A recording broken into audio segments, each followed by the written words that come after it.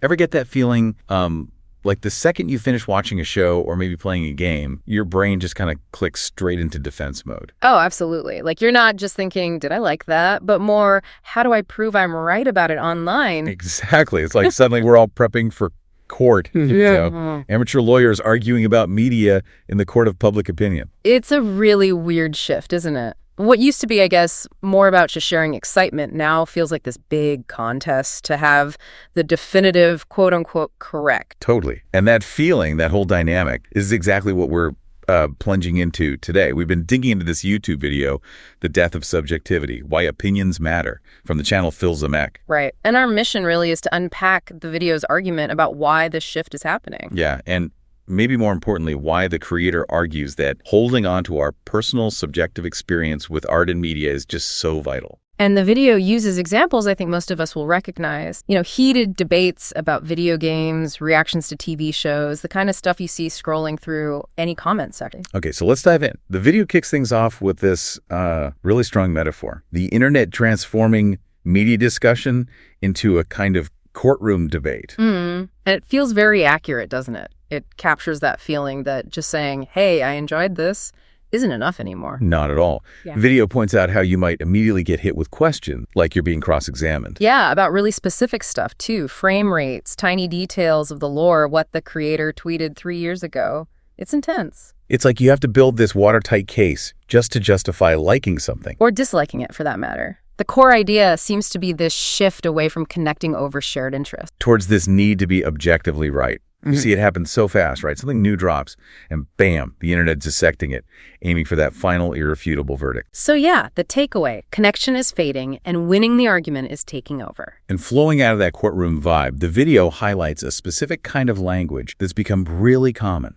Ah, yes, the language of objectivity. Terms like objectively great or its opposite, undeniably trash. Let's not forget the champion. Mid. Oh, definitely mid. It's like using these words is seen as the ultimate power move, a way to just declare your opinion as fact and end the discussion. But the video argues, and I think pretty persuasively, that chasing this illusion of objectivity completely misses the point of why art hits us in the first place. Exactly. It argues that this whole quest for the right opinion actually kills the very thing that makes art meaningful, that personal connection, that feeling, that spark. You sacrifice your gut reaction, your own unique experience, on the altar of trying to win the online debate. It becomes less about what you felt and more about what you can prove. Now, to be fair, the video does acknowledge that, okay, objectivity isn't totally irrelevant. Yeah. There are technical aspects you can analyze. Sure. Things like camera work in a film, the structure of the writing, the game mechanics, you can discuss those based on craft and established principle. That's valid. Right. The skill involved is definitely something we can talk about. But the video's point is, when that technical breakdown becomes the only thing we talk about, then the discussion gets, and I think this is their wording, cold, mechanical, and sterile. Sterile, yeah. It's like analyzing the brushstrokes but completely ignoring the painting's emotion. Precisely. It's not that analyzing technique is bad, but if that's all it is, you lose the heart of it. You lose why it actually mattered. He uses a great example, just saying Elden Ring is a good game. Okay, that's information. But it tells you nothing, right? Nothing about the feeling of finally beating a tough boss or the wonder of exploring that world. It's the difference between reading the specs on a box and having your friend grab you, eyes wide, saying, you have to play this, let me tell you why. That contrast is key. Information versus connection. Facts versus feeling. The video argues that feeling is what truly hooks us. And to really drive home this idea about the power of that personal voice, the video points to Video Game Donkey. Donkey's a fascinating case. Whether you agree with his takes or not isn't really the point the video's making. Right. The point is, you always feel like you're getting his genuine reaction. You feel the hype, the disappointment, the sheer fun he's having. It's unfiltered. Exactly. It's that personality, that authentic human response that makes people connect, not some checklist of features. And the video contrasts this really effectively with, say, more standard reviews you might find on big sites like IGN or GameSpot. Again, not to say those reviews don't have value. They offer technical info, overviews. Sure, they serve a purpose. But the video makes the slightly cheeky point that sometimes those reviews feel like they could almost be generated by AI reading a press release.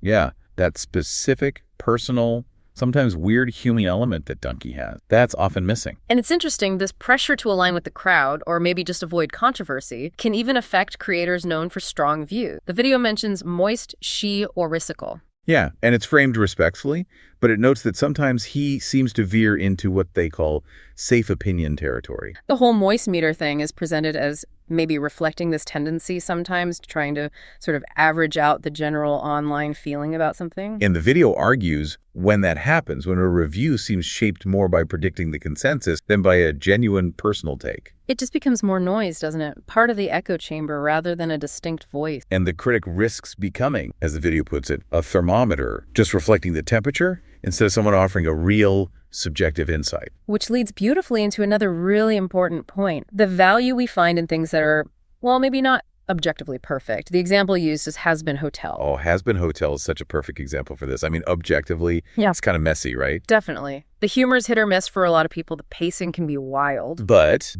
as the video says so well, it has soul. There's this incredible energy, this vibrant world. The music slaps. The characters just pop. It's got that weird, chaotic charm. And that's what grabs people, even with the flaws. It feels alive. Yes.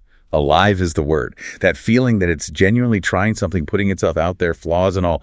The video argues that spark is often worth way more than some kind of polished, sterile perfection. And then there's the flip side, how subjectivity and external stuff can lead to really unfair judgment. Undertale is the key example here. Oh man, Undertale. Such a phenomenon. Critically loved, adored by fans, but it also got so much flack, didn't it? Yeah, and often not even about the game itself. It was about the fan base, the memes, the fan art, the stuff some people found cringy. Right. And the video makes the crucial point that all that online noise, all those external associations, they don't actually change what the game is. Exactly. They don't change the fact that it's this incredibly clever, emotionally deep, mechanically inventive game. And the video even turns that criticism on its head, suggesting that the very passion of that fan base, even if it seemed over the top to some, is actually proof of how deeply the game connected with people subjectively.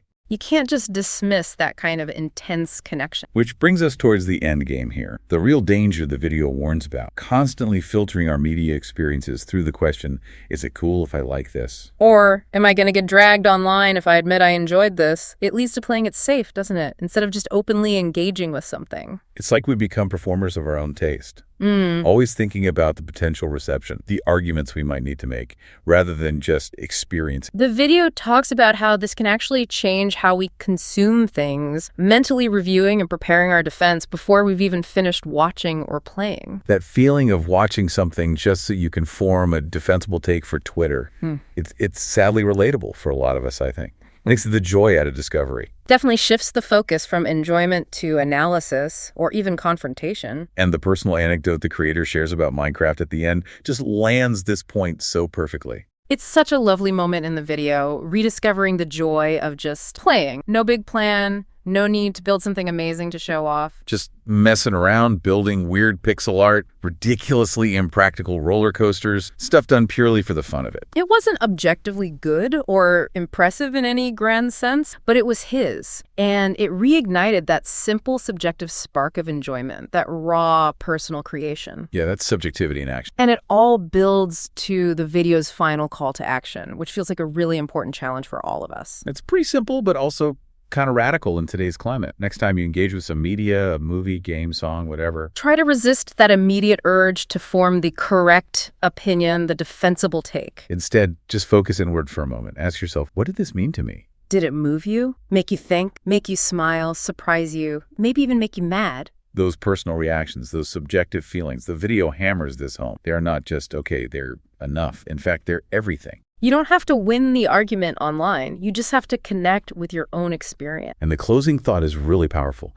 Embracing our own weird, messy, passionate, authentic selves in how we react to media. That's what keeps it vital and meaningful. So wrapping up our deep dive into Phil Zemek's The Death of Subjectivity, the big takeaway really is about reclaiming the value of our own personal experience. Yeah, that relentless chase for objective proof or online validation, it can genuinely rob us of the joy and the real connection that art and media offer. It really can. It makes you think, doesn't it? It does. So maybe a final thought for you listening. Think about something, anything, a movie, a book, a game, maybe even a song that you just genuinely love. Maybe it's not critically acclaimed, maybe it's not considered cool. Forget all that. What is it about that specific thing that just resonates with you? Why does it matter to your weird, messy, passionate, authentic self? Yeah. Give that some thought. It's probably more important than winning any online argument.